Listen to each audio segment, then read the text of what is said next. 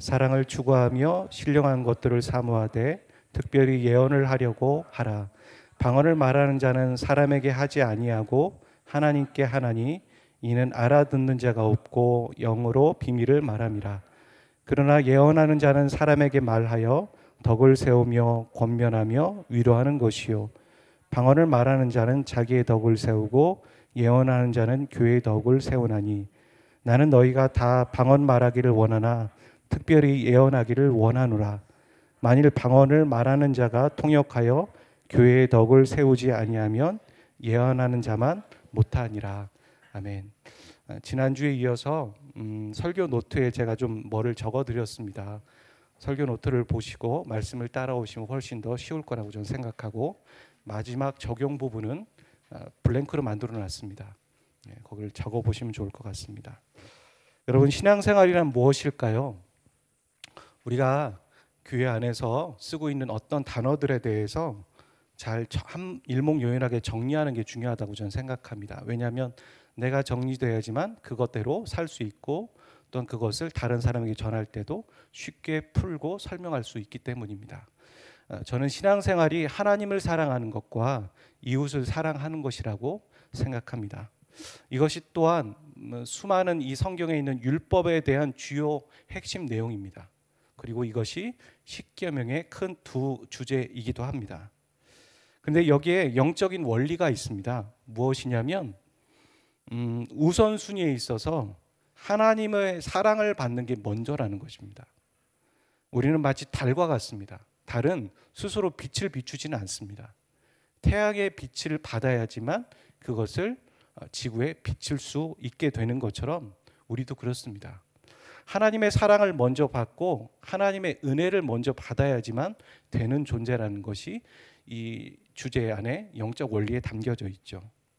또 다른 하나의 원리가 있는데 받은 것을 흘려보내는 것이 바로 바른 신앙생활이고 그게 선순환이라는 것입니다. 우리가 흘려보내지 않을 때 우리는 이제 정체되게 되고 썩게 되는 것이죠. 디모데후서 2장 1절부터 2절에 보면 이렇게 되어 있습니다. 은혜 가운데에서 강하고 사람들에게 부탁하라. 그러니까 바울이 한 말인데 은혜 가운데 있는 게 먼저이고 그 다음에 다른 사람을 돌아보는 게 그 다음이라는 것입니다. 항상 받는 게 먼저이고 그 다음에 나누는 것입니다. 수직과 수평, 이 십자가 있는 것 중에 수직이 먼저이고 수평이 그 다음입니다.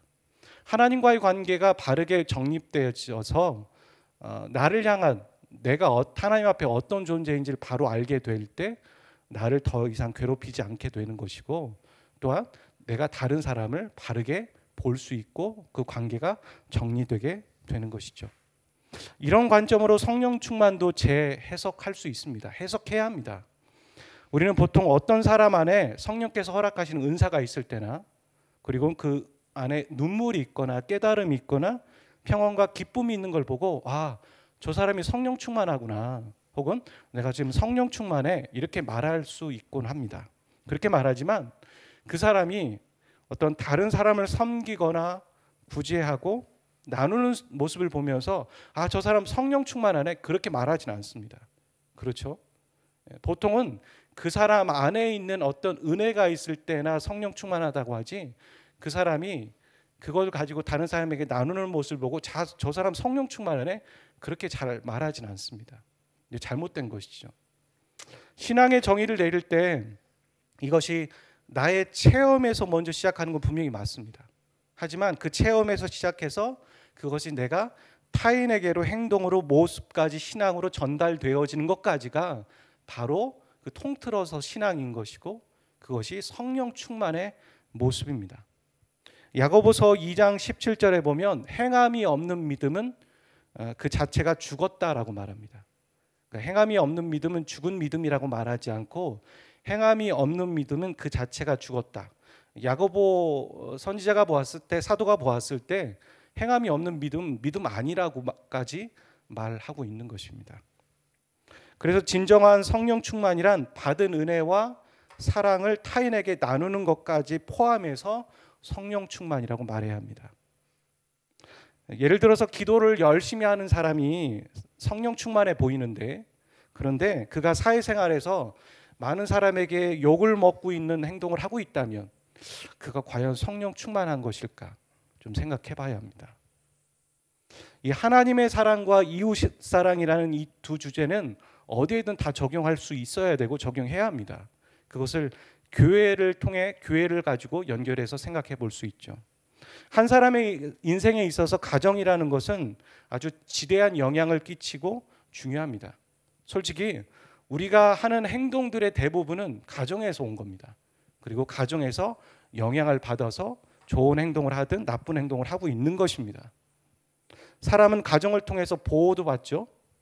그리고 쉼을 통해 회복하고, 우리가 잠을 자면서 회복하지 않습니까? 대화도 하고, 또 공급을 통해서 성장하고, 또 배움도 얻습니다. 그리고 결혼을 통해서 또 다른 생명을 잉태하는 곳이죠. 그런 곳이 가정입니다. 근데 한 사람의 인생의 가정이 이렇게 중요한 곳인 것처럼 그리스도인에게 있어서 교회라는 곳은 또 이 가정과 같습니다. 그래서 교회를 영적인 가족 공동체라고 말하는 것이죠.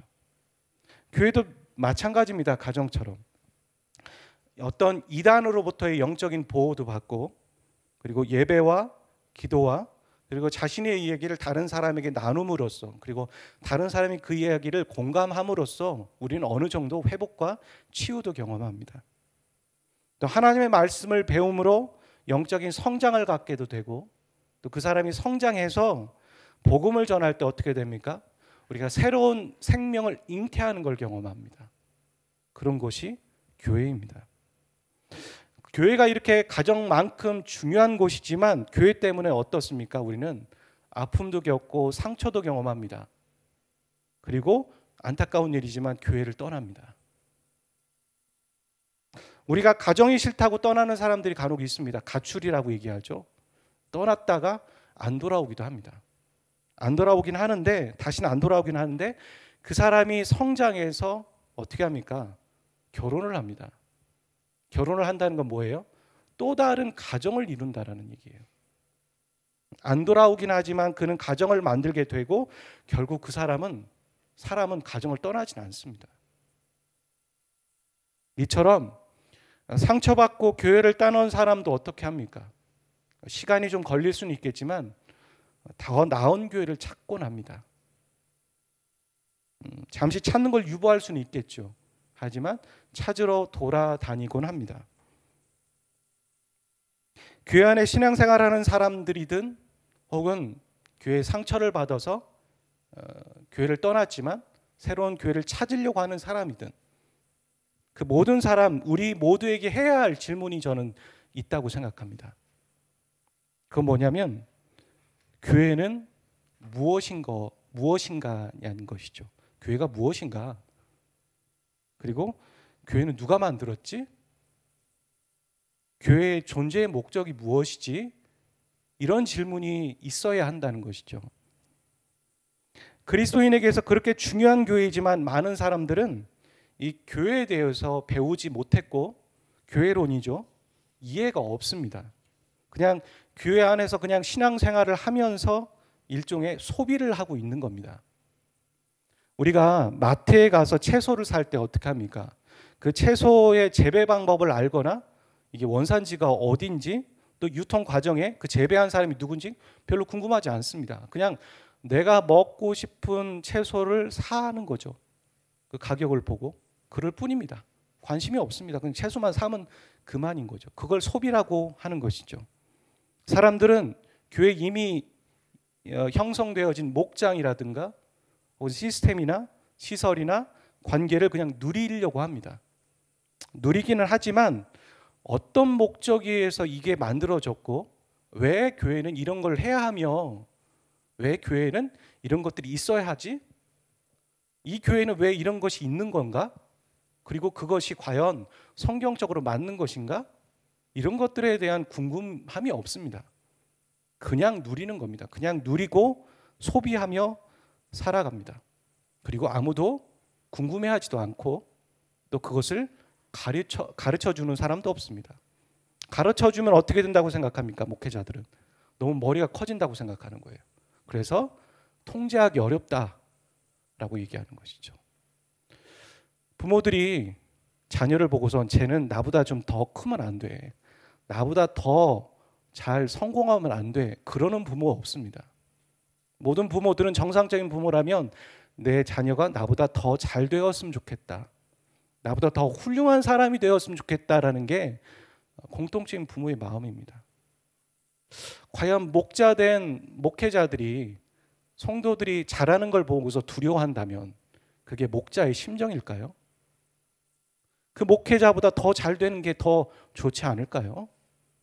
그리고 같이 하나님의 말씀을 나누며 같이 리더의 입장에서 교회를 걱정하고 혹은 성도들을 돌아보는 게 더 좋은 거 아닐까요?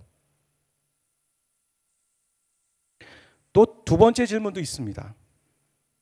아마 이것은 여러분에게 좀 더 고민이 되는 질문이라고 저는 생각합니다. 그건 뭐냐면 교회를 위해 나는 무엇을 지불할 수 있는가입니다. 이 교회의 건강함과 교회의 교회됨을 위해 나는 무슨 대가 지불을 할 것인가 라는 질문이죠. 누군가는 그렇게 해야 하겠지만, 그렇겠죠? 누군가는 그렇게 해야 하겠지만 나는 아니기를 원합니다. 저희 어머님이 그러셨습니다. 그래, 목회자 되는 거 참 훌륭한 일이야. 다른 사람들 보면서 막 훌륭하다고 얘기하는데 제가 가서 목회자 되겠다고 했더니 너는 하지 마. 이렇게 말씀하셨습니다. 우리도 그렇죠. 누군가는 교회 안에 이런 일들에 대가 지불하고 희생해야겠지만 나는 아니길 바라는 거예요. 그게 오늘 우리의 모습, 우리의 마음이 아닌가 싶습니다. 마치 어린아이와 같습니다. 대가를 지불하고 헌신을 말하면 알레르기 반응처럼 뭐야 이거 나를 옥죄이려고 하는 거 아니야? 왜냐하면 솔직히 우리가 교회 안에서 받았던 상처들과 있고 일에만 치중하며 받았던 어려움들이 있기 때문에 뭔가 시키면 나는 안 할 거예요 이렇게 얘기하는 거예요. 안타까운 일이죠. 그런데 또 하나가 있습니다. 여러분 스스로에게 한번 질문해 보십시오. 여러분이 정말 좋아하는 물건을 살 때 그걸 사기 위해 여러분 어떻게 하십니까? 시간을 들이고 돈을 들이고 돈이 없으면 알바를 해서까지 그 돈을 삽니다. 그것을 삽니다. 그게 뭐예요? 대가를 지불하고 있는 거예요.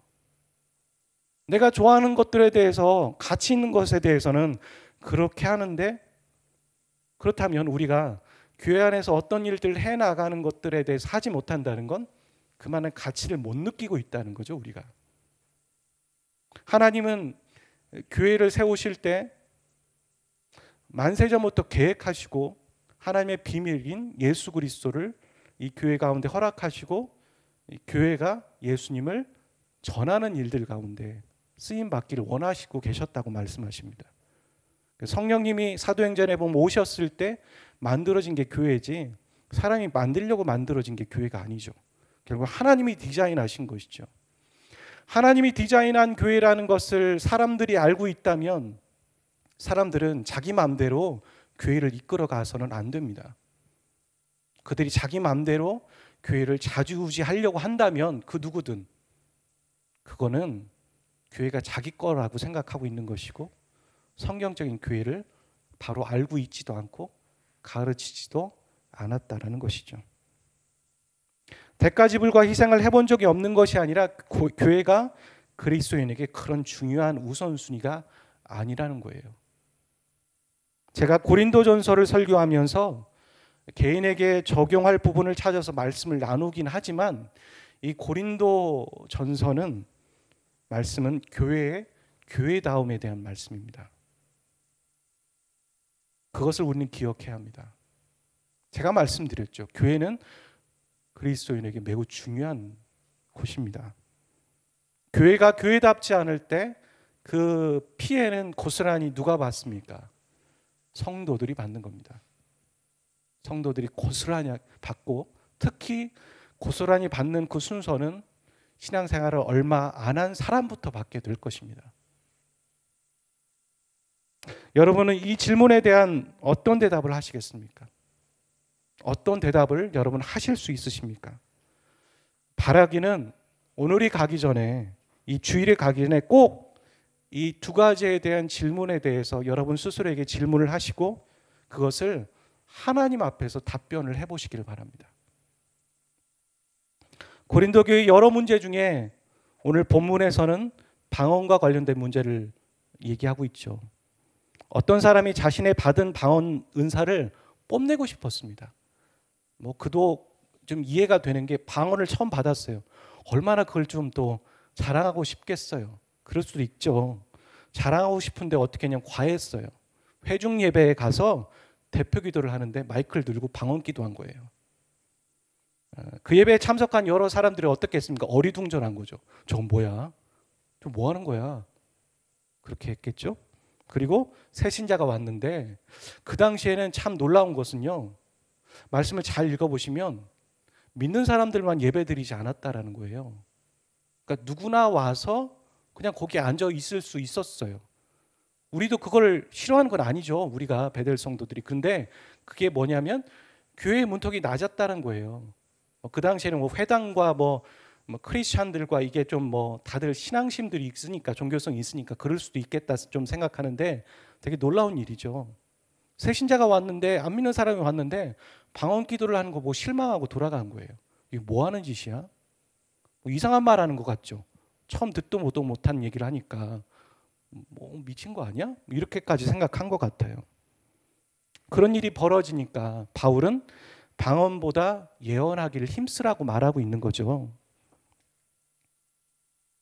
방언은 개인적인 은사입니다. 우리가 은사를 얘기할 때 모든 은사는 타인을 위해 쓰여지는 은사라고 얘기했잖아요. 근데 그 유일하게 방언은 개인을 위한 은사예요. 그래서 기도자와 하나님 간의 기도이죠. 방언은 기도하는 사람의 신앙을 격려하는 은사가 맞습니다. 방언 기도할 때 우리는 하나님 앞에 소통하고 있구나, 하나님이 나와 지금 함께하고 계시구나라는 걸 느끼죠. 그래서 방언 기도를 하지 못하는 사람에게 방언 기도를 권할 수도 있는 이유는 어떤 좀 더 깊은 영적인 세계를 경험하기를 원해서일 뿐이에요. 그게 특별하게 구원의 조건이 되지는 않죠. 그래서 방언을 통역하지 않으면 어떻게 되겠습니까? 다른 사람에겐 아무 의미가 없는 소리일 뿐이에요.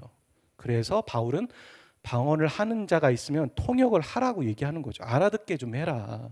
네가 정말 여기서 마이크 들고 기도하고 싶으면 통역을 세워라 라고 얘기하는 거죠. 그 얘기는 뭐예요? 하지 마라 이 얘기해요. 그렇게 앞에 나와서 하지 말라는 얘기죠. 선교지 가서요. 선교지에 가서 선교제 목사님이 명설교를 한다고 생각해 보세요. 유명한 목사님이에요. 근데 외국어니까 못 알아듣는 거죠. 은혜가 안 되죠. 똑같은 얘기예요. 반면에 예언은 오늘날로 따지면 설교입니다. 설교. 그러니까 설교는 여러 사람들을 위한 은사죠. 그렇죠?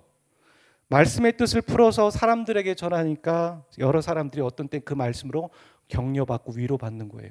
그리고 어떤 사람은 그 말씀에 찔려서 회개하는 거예요. 여러 사람을 위한 은사. 은사만 그런 걸까요? 아니에요.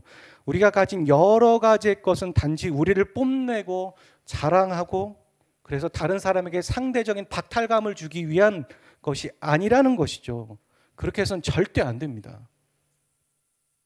우리가 받은 은사와 물질과 시간과 건강과 그 모든 것들은 다른 사람의 신앙과 어찌 보면 정말 절망에 빠져 있는 사람에게 용기를 주고 그리고 그들이 하나님을 바라볼 수 있도록 하는 돕는 일에 사용되어지는 게 맞다라고 성경은 말하고 있어요.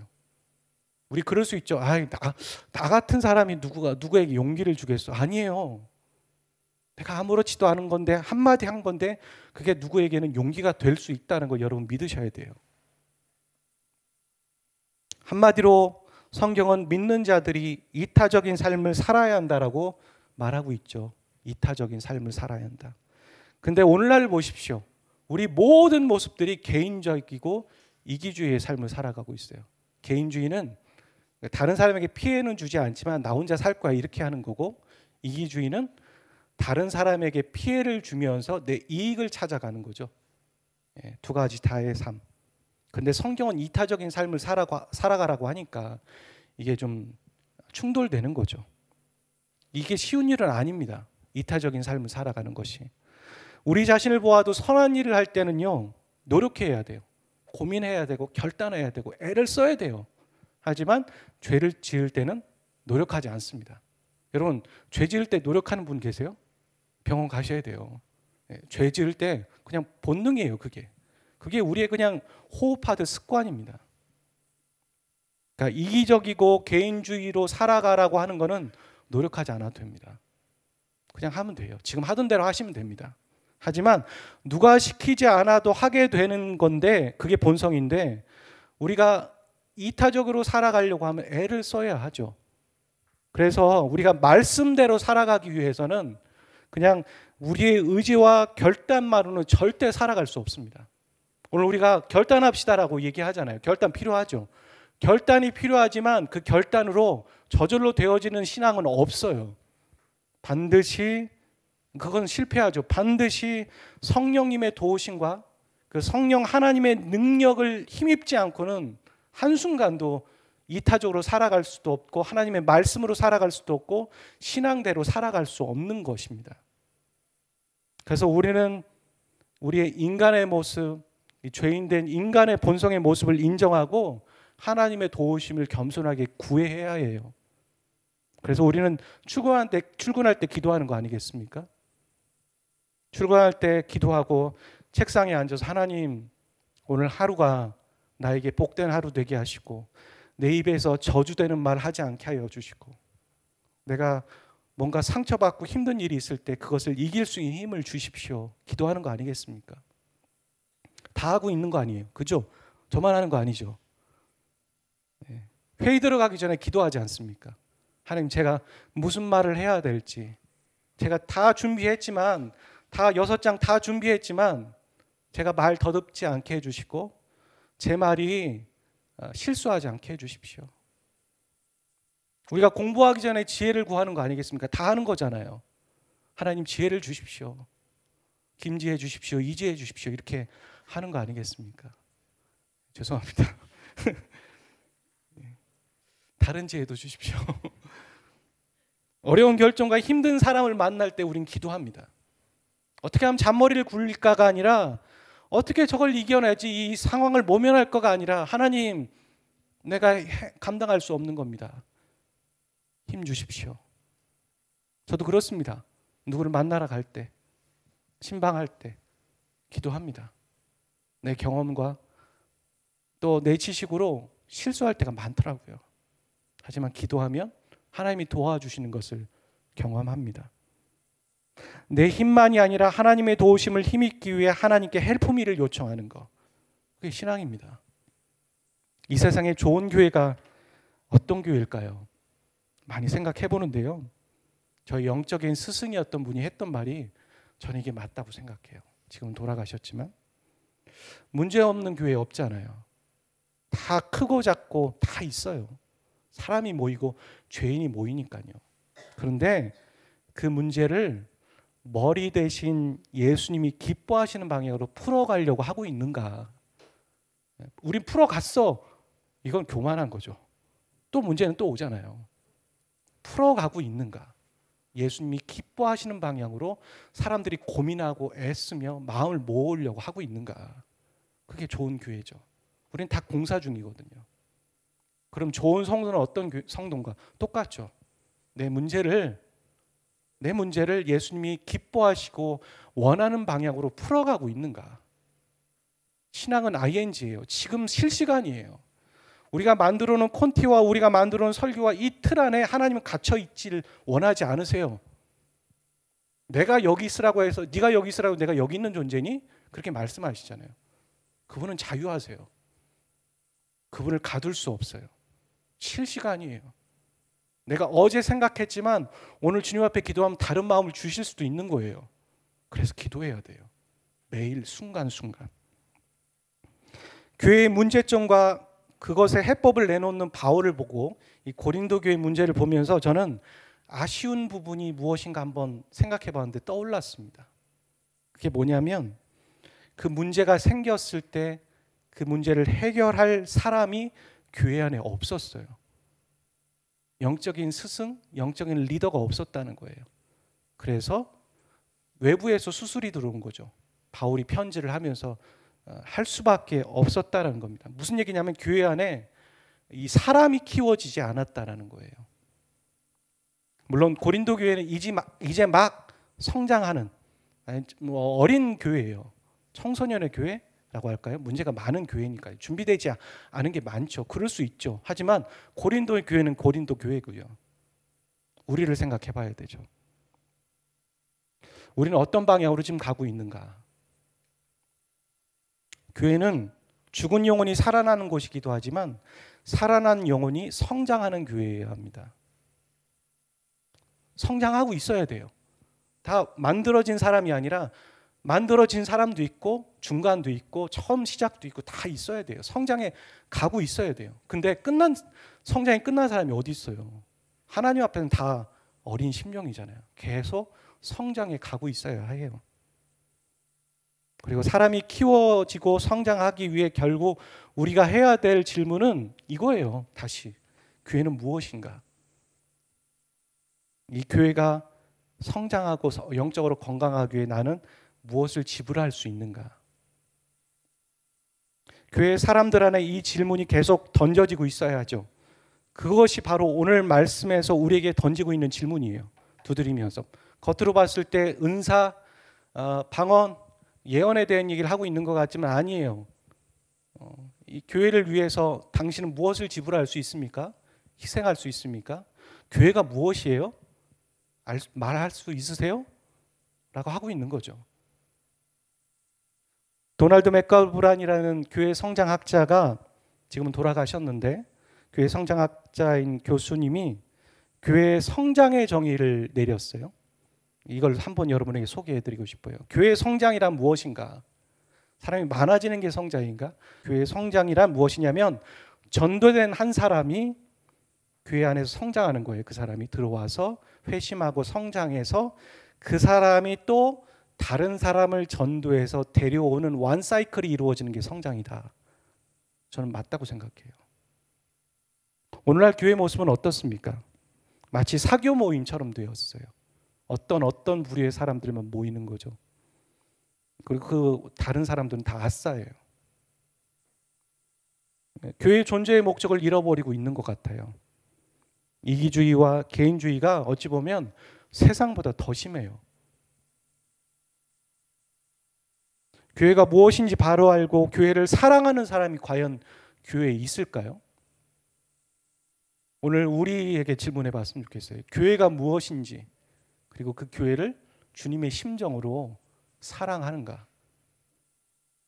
교회를 사랑한다고 갖고 얘기하는 사람들이 없는 것 같더라고요. 그냥 교회는 왔다 가는 거야. 소비한다고 생각하는 거예요. 근데 주님의 심정은 그게 아닌데요. 아프리카 속담에 한 아이를 키우기 위해선 마을 전체가 필요하다는 말이 있습니다. 여러분 아실 거예요. 한 아이가 온전히 성장하고 돌봄을 받고 크려면은 그 한 가정의 책임만이 아니라 모든 사람의 관심과 돌봄이 필요하다는 거죠. 교회가 그래요. 한 영혼이 성장하기 위해서는 모든 사람의 관심이 필요한 거예요. 한 사람이 왔는데 그 사람을 데려온 사람만 필요한 게 아니라 교회가 죽은 영혼을 살리고 살아난 영혼이 성장하기 위해서 오늘 우리가 이 시점에서 해야 할 것이 무엇인가? 제가 한번 우리에게 적용하는 말씀을 생각해 봤어요. 첫 번째, 블랭크예요. 쓰셔야 돼요. 나중에 영상을 보고 쓰셔도 상관은 없지만 나의 영적 위치를 알자는 거예요. 한번 따라 해보실까요? 같이 시작. 나의 영적 위치를 알자. 자기의 분수와 자기 위치를 아는 게 중요하다고 생각해요. 요한 1서에 보면 그러죠. 영적인 아이와 청년과 어른이 나와요. 나는 아이인가? 나는 청년인가? 나는 어른인가? 생각해 봐야죠. 아이라면 어떻게 합니까? 관심과 사랑을 많이 받아야 돼요. 주로 받아야 돼요. 주로 받아야 돼요. 그리고 청년은 그 사랑을 받죠. 우리가 처음에 영적 원리에서 배운 거죠. 받아야 돼요. 먼저 누구나 다 받지만 그것을 또 나누고 실천해 봐야 돼요. 실습해야 되죠. 아, 이런 거구나. 실수도 하고 실패도 하면서 이렇게 하면 안 되는구나. 배워가는 거죠. 영적인 어른은 어떻습니까? 받지만 그걸 사람들에게 나누면서 이제 열매를 맺어가는 사람이에요. 요한 1서에 보면 그는 태초부터 계셨던 하나님의 마음을 아는 자예요. 하나님의 마음을 아는 자. 저는 베델 성도 우리 모두가 이런 하나님의 마음을 아는 자 되시기를 주의 이름으로 축복합니다. 근데 그거 아세요? 초대교회에서요.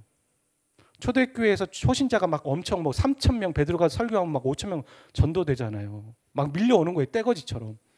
그 사람들에게 너는 아이니까 좀 더 엄마 젖 좀 더 먹고 너는 청년이니까 이렇게 하고 너는 어른이니까 사역하고 이렇게 했을 것 같으세요? 안 했어요. 어린 심령, 그러니까 갓 전도된 사람에게 모든 걸 다 가르쳐 줬어요. 선교가 뭐고 전도가 뭐고 사역이 뭐고 다 알려줬단 말이에요. 제한하지 않았어요. 제한하지 않았어요. 제가 이 얘기를 하는 부분에 여러분이 제한받지는 않으셨으면 좋겠어요. 아, 난 아이니까 받기만 해야지. 자기 면죄부가 되진 않았으면 좋겠어요. 그렇게 나약하게 좀 생각하지 않았으면 좋겠어요. 자기 분수를 알자는 거죠. 아, 내가 어떤 사람이거나 내 위치를 알아야죠. 그 고린도 교회 안에서도 아직 준비되지는 않았는데 은사를 받았어요. 은사를 받으니까 이 사람들이 뭔가 좀 대단하다고 생각한 거예요. 놀랍다고 생각하면서 신기하죠. 그래서 본인들이 막 앞에서 나서려고 하고 리더 역할을 하려는 사람들이 있었던 거예요. 그게 누구냐면 여성이었어요. 그냥 그게 그 부류가 여성이었을 뿐이지 그게 남자라도 똑같이 바울은 말했을 거예요. 그래서 34절에 그러죠. 여자는 교회에서 잠잠하라 말한 거예요. 그러니까 여성을 폄하한 것이 아니라 그 대상이 여성이었고 그 당시에는 여자가 아직 배우지 못했죠. 여러 가지로 준비되지 못했어요. 준비되지 않은 사람이 앞에서 리더로서 역할을 하게 되면 여러 사람 죽일 수 있잖아요. 그러니까 잠잠하라 한 거예요. 준비돼서 해라 말한 거죠. 이렇듯 우리가 아이인가 청년인가 어른인가 하지만 하나님 앞에서는 제한하지 마세요. 성령께서 우리를 시키는 거. 아, 난 아이인데 저 사람에게 가서 기도해 주라네? 그럼 아닌가 보다. 그렇게 어리석게 굴지는 않으셨으면 좋겠어요. 두 번째, 같이 한번 따라해 볼까요? 시작. 영적 관심을 영혼에 두자. 나의 관심이 어디에 있는가? 본성이죠. 나의 관심이 나에게 있는가? 이건 본성이라니까요. 다 그럴 거 아니겠어요? 나의 관심이 영혼에게 있는가? 이런 말 있잖아요. 답은 현장에 있다. 그런 얘기 들어보셨어요? 답은 현장에 있어요. 책상에 앉아 탁상 공론하고 문서 만든다고 해서 있지 않고요. 현장에 가야지만 답이 있어요. 우리는 앉아서 말씀 듣고 묵상하면서 그게 아니라 그것을 삶에 실천해야 돼요. 적용이 있어야 되죠. 그래야 답이 보여요. 영혼을 찾아가잖아요. 뭐 우리가 오늘 여기서 한마디 적고서 우리가 영적인 관심을 영혼에게 두자 하면 뭐예요? 안 둘 건데, 안 할 건데 해봐야 돼요. 해보면 하나님의 인도하심을 느끼십니다. 경험하실 수 있으세요. 네. 아주 작은 예를 들면 뭐 죄송스럽지만 제가 이제 고등부 사역할 때 이제 고3 친구들은 야자하잖아요. 그럼 끝나는 시간이 11시나 12시예요. 11시였던 것 같아요. 이제 고2까지는 10시였고 그럼 고3 친구들을 만나려고 신방을 가려면 11시에 가야 돼요. 학교 앞에. 가서 집에까지 라이드를 해주거나 야식을 먹을 때 잠깐 만나는 거예요. 피곤하잖아요. 안 가고 싶은 거죠. 내가 왜 이걸 해야 되나. 애들이 알아주지도 않아요. 물론 반대 오지 마세요 그런 얘기를 하는 사람은 없지만 전사님 힘드시겠어요 이런 얘기 하는 사람 한 명도 없어요. 없어요. 그냥 뭐 사주실 거예요? 이런 얘기 해요. 근데 힘들죠. 사람이 인간이니까 힘든데 가서 만나잖아요. 내가 오기를 잘했지. 기뻐요. 그 영혼이 기뻐하는 게 위로받는 게 기뻐요. 그런 거예요. 답은 현장에 있어요. 찾아가셔야 돼요. 손을 내미셔야 돼요. 위로하셔야 돼요. 그럴 때 무엇이냐면 답이 있는 게 아니라 하나님의 마음이 부어져요. 그게 답이에요. 우리는 뭘 얻으려고 지금 여기 앉아 계세요? 하나님의 마음을 얻으려고 하는 거예요. 하나님의 마음을 알기 위해서. 그분이 인격이시거든요. 세 번째 같이 읽어보도록 하겠습니다. 시작. 나는 무엇을 나눌 것인가? 영혼의 성장을 위해 나는 무엇을 나눌 것인가? 기도를 하실 수 있는 분이라면 기도해 주시는 거예요. 내가 물질이 있다면 물질로 나눌 수 있어요. 뭐 물질은 많다고 다 나누는 것도 아니고 적다고 못 나누는 것도 아니겠죠. 체력이 있다. 그럼 몸으로 나누시는 거예요. 건강으로 나누시고 나에게 달란트가 있다면 그 달란트로 나누는 거죠. 마태복음에 보면 달란트 비유가 있잖아요. 한 달란트 받은 사람, 그 달란트의 비유의 초점은 저는 봤을 때 하나님은 그러니까 주인을 알고 있느냐예요. 마지막 종은요, 주인을 잘못 알고 있었어요. 땅에 파묻잖아요. 만약에 주인이 이 달란트를 배로 이익을 남기길 원했다면 종에게 맡기지 않죠. 은행에 두거나 고리대금 하면 되지. 왜 그걸 종에게 줘요? 그 달란트를 손해 봐도 괜찮아요. 주인의 마음엔. 1달란트가 어마어마하잖아요. 그 많은 돈을 맡겼다는 건 잃어도 상관없다라는 거예요. 뭐 하기를 원하는 거예요? 그 달란트를 쓰기를 원했어요. 하나님이 오늘 우리에게 주시는 달란트가 있잖아요. 없는 사람은 없다는 거 다 있어요. 그 달란트를 쓰기를 원하세요. 우리는 그런 두려움이 있잖아요. 내가 이걸 쓰면 실패하면 어떡하지? 달란트를 하나님이 주셨으니까 실패해도 하나님 책임이에요. 갑절을 남겨도 하나님께 영광일 뿐이고요. 아시죠? 그래서 우리는 써야 돼요. 작은 거라도. 제가 말씀드렸죠. 나의 한마디가 누군가에게는 위로가 될 수 있어요. 나의 눈빛 하나가 누군가에게는 소망이 될 수 있어요. 내가 성경 하나 보는 것이 누구에게는 희망이 될 수 있다는 건요. 그런 일을 우리는 할 수 있는데 우리는 우리를 제한하고 있어요. 그리고 우리 이기주의와 우리의 개인주의로 이 세상에서의 그 분위기로 그냥 휩쓸려 가면서 그것을 땅에 파묻고 있는 자이죠. 마지막 날에 주님은 악하고 게으른 종아, 네가 밖에 내보내줘야 되겠다. 그렇게 말하실지도 모르겠어요. 아주 작은 물고기 2마리를 예수님은 축사하셨어요. 소년의 오병이요. 그렇죠? 그거는 그 소년의 점심이나 저녁 식사였어요. 근데 그것을 어떻게 합니까? 축사하시죠. 그랬더니 수많은 사람이 먹을 수 있었어요. 우리는 보잘것없는 거 맞아요. 하지만 그것을 하나님이 축사하시면 오늘 이 시간 하나님이 여러분에게 안수하시면 여러분에게 함께 하시면 여러분은 여러분을 놀랍게 사용하실 겁니다. 갑절로. 같이 기도하는 시간 갖기를 원합니다.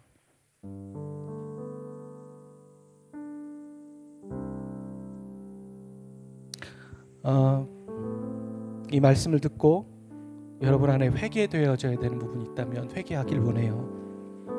나는 무엇을 위해서 살아가고 있는가? 나는 주님이 사랑하시는 교회를 사랑하는가? 나 그를 위해서 대가 지불할 수 있는가? 나는 영혼을 위해 살아가고 있는가? 여러 가지 얘기들을 나눴는데 여러분 안에 하나라도 걸리는 거 있잖아요. 마음에 두고 있는 것들, 그걸 가지고 주님 앞에 조명 꺼주셔도 돼요. 그걸 가지고 여러분이 기도하기를 원합니다. 같이 기도하겠습니다.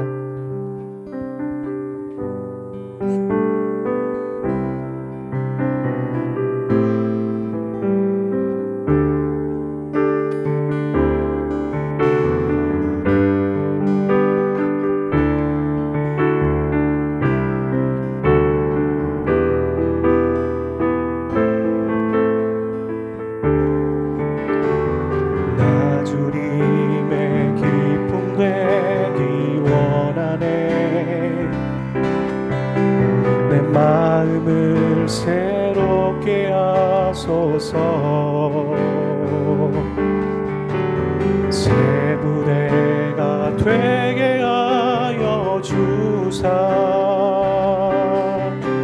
주님의 길 비추게 하소서. 내가 원하는 한 가지 주님의 기쁨이 되는 것,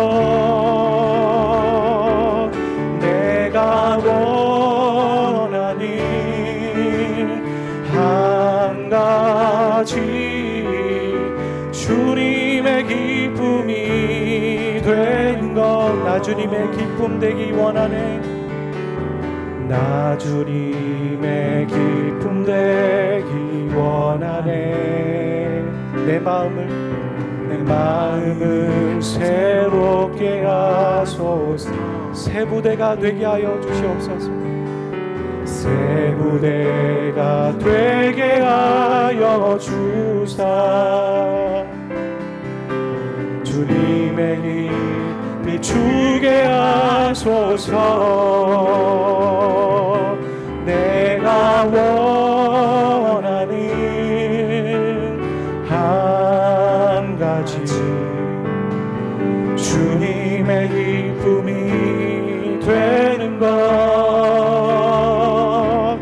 내가 원하는 한 가지 주님의 기쁨이. 손들고 찬양할까요? 내가 원하는 한 가지, 내가 원하는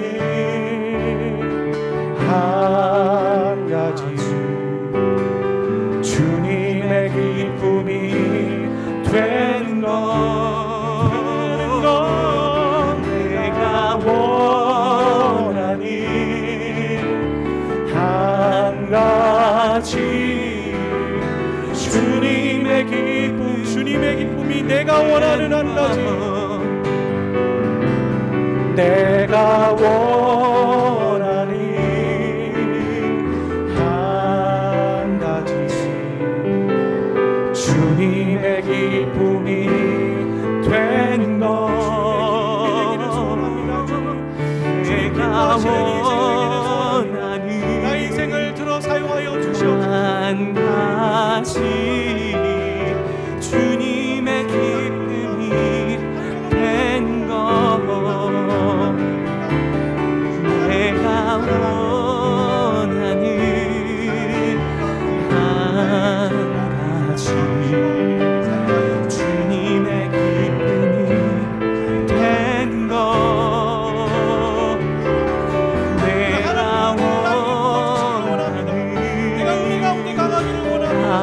한 가지 주님의 기쁨이 된 것. 내게 주의 말씀으로 같이 하여 주시옵소서. 주의 마음으로 같이 하여 주시옵소서.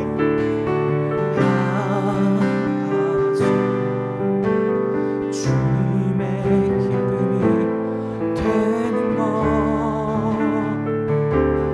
내가 원하는 한 가지 주님의 기쁨이 되는. 사랑하는 형제와 자매들, 이곳에 예배드리는 형제와 자매들, 이 영상을 보고 시청하는 예배자들 심령들 가운데 하나님의 마음과 하나님의 회복과 하나님의 치유와 하나님의 사랑이 임하시기를 소원합니다. 한 주를 살아가는 일들 가운데 우리의 힘과 의지로만 결단으로만 살아가는 그런 어리석음을 갖지 않게 도와주십시오. 성령 하나님 와주십시오. 성령 하나님 깨닫게 하여 주십시오. 기도로 먼저 나가게 하시고 무릎 꿇고 겸손히 하나님의 도우심을 구하는 창조주 하나님의 능력을 경험하는 한 주 되게 도와주시옵소서.